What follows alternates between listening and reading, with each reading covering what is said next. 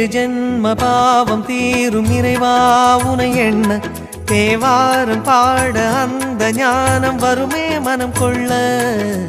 ஆதியான சிவனே சிவஜோதியான சிவனே, ஆதியான சிவனே சிவஜோதியான சிவனே.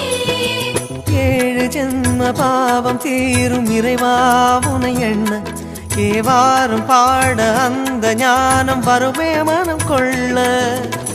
தாழும் நிலை வாராமல் காப்பவன் நீதானே, வாழும் வழி சொல்பவனே வள்ளல் பெருமானே, அண்ணாமலையானே அன்பின் பொருள் நீயே, அருணாச்சல சிவனே ஆற்றல் வடிவோனே, சக்தியின் கலையாய் பக்தியின் நிலையாய் தோன்றும் சுடரோனே, உண்ணாமுலையின்